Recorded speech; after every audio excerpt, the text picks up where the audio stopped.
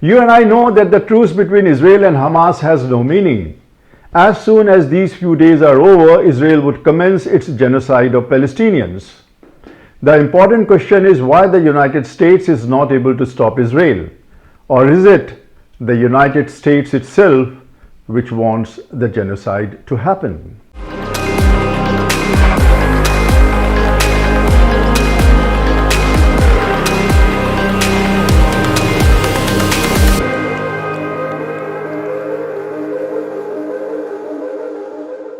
Welcome to yet another edition of WiseHeads. I am your host Ashish Shukla.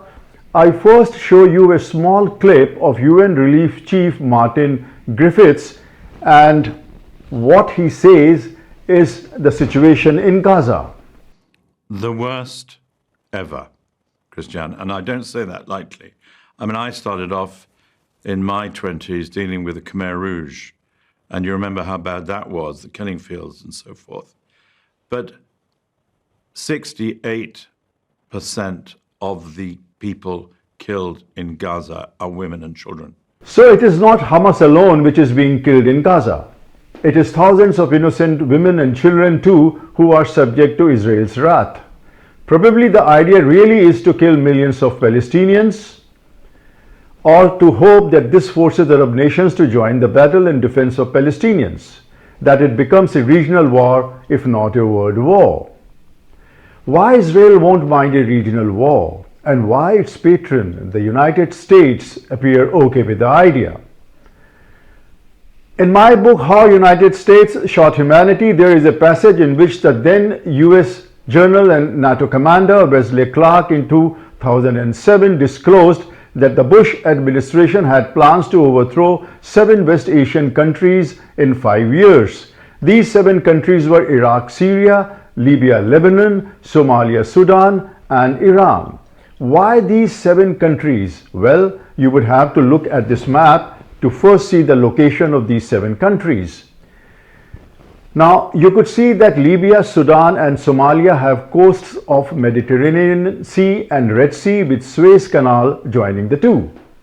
Then you have the Persian Gulf, which washes the shores of Iraq and Iran.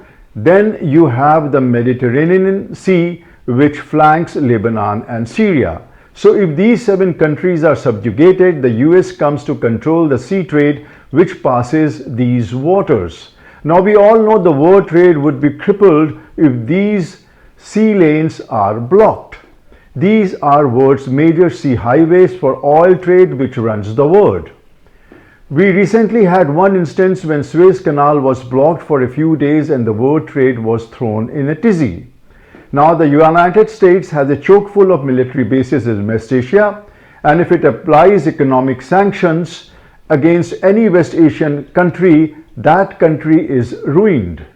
We have the instances of Iran, which has been economically crippled because of the US sanctions. So these sea lanes are vital for US to pressure and exert control not just in this region but on the entire world. Then there is oil. It is the oil which makes the world function. Without oil, neither big or small, rich or poor just can't function. It is the lifetime, it is the lifeline of all of us. So if the US could control these 7 West Asian nations, it could control the oil trade. Control of the oil trade and the sea lanes keeps the United States the lords of our world. If it can't control the oil or these sea lanes, the US hegemony would be over the next morning. That's why the US wants to keep the West Asia in its fist. Now look at the fate of these 7 nations since 2007 when Wesley Clark disclosed that the US wanted to control them. We know what happened to Iraq. We also know how Muammar Gaddafi was overthrown and Libya was destroyed.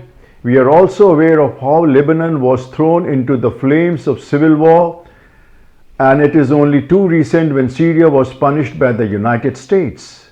Why the US still has 1/3 of Syria under its occupation? Somalia today is a failed state. Sudan has been ripped apart with the US fueling the religious sectarianism. It leaves only Iran standing of the 7 nations targeted by the United States.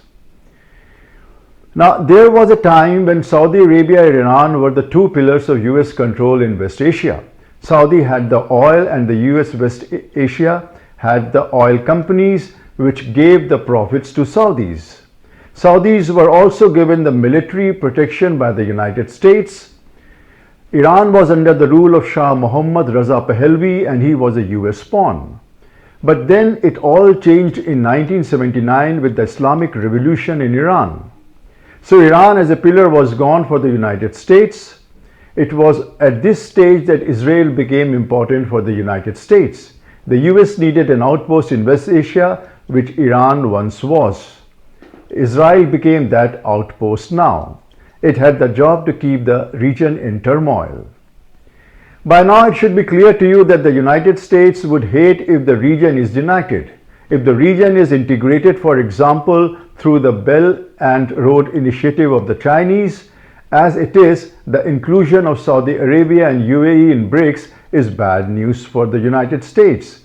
Then you have Syria being admitted back in the Arab League, and Saudi Arabia and Iran, despite years of Sunni-Shia feud, are beginning to get close. All this is threat to US hegemony. If the US loses control of West Asia, its supremacy is over in an instant. The region thus must be kept in boil. That brings Israel in the picture. It would suit perfectly if this Israel-Hamas war expands and brings in Arabs such as Jordan, Egypt, Lebanon, Syria and Iran into action. This would be an excuse for the United States to first attack Lebanon and then use the Hezbollah pretext to launch attack against its masters, Iran.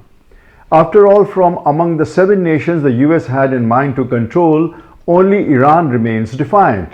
This would be a good excuse to settle the scores with Iran, which has been a thorn in US flesh for long. Besides, Iran is pivotal to Russia and China's goal to secure West Asia and spread their influence in Eurasia. Thus, a regional war would suit the United States immensely. It doesn't care how the world sees it as long as it can secure its hegemony. Besides, they control the mainstream media, which points a rosy picture of the United States to rest of humanity. The question now is, why is Israel playing the game US wants it to play? For one, they have no doubt that Israel and US are two sides of the same coin. They are both ruled by the globalist forces who want world's domination. So for Israel, it doesn't matter if a few thousand of its own men are killed. It doesn't bother them, rather it becomes an excuse for them to launch its own agenda, like it was for the United States, who launched wars after 9/11 on its soil. If the US was really looking to avenge the death of its citizens, it should have attacked Saudi Arabia, for the hijackers were from Saudi Arabia. Instead, the United States went for Iraq, then Afghanistan, and later at Libya and Syria. The death of the civilians was just an excuse for the US to fulfill its agenda, like the death of civilians became an excuse for Israel to undertake its genocidal operations against the Palestinians in Gaza. So, would it indeed become a regional war after the truce of a few days is over? Iran and Hezbollah understand what the US and Israel want, hence they are not giving any excuse for it to become a regional war. But then the US-Israel axis don't need an excuse. It could always come up with a fake narrative which would be propagated by the sinful media, like the media took up the weapons of mass destruction in possession of Saddam Hussein for the US to launch its operations in Iraq, though it was later proved that Iraq had no weapons of mass destruction. The US would love it to provoke Iran into a hasty action which could provoke a regional war, like it would love China to do something silly on Taiwan. Make no mistake, Iran is the only big thorn US has on its designs in West Asia. Let's just pray that this Israel-Hamas war doesn't turn into a regional war, for then most of the rest of the world would suffer. That's all in today's edition of WiseHeads. I'm your host Ashish Shukla, who now takes your leave. We meet next on another burning geopolitical issue of the day. which is ignored or buried by the mainstream media. Till then, it's good luck and goodbye.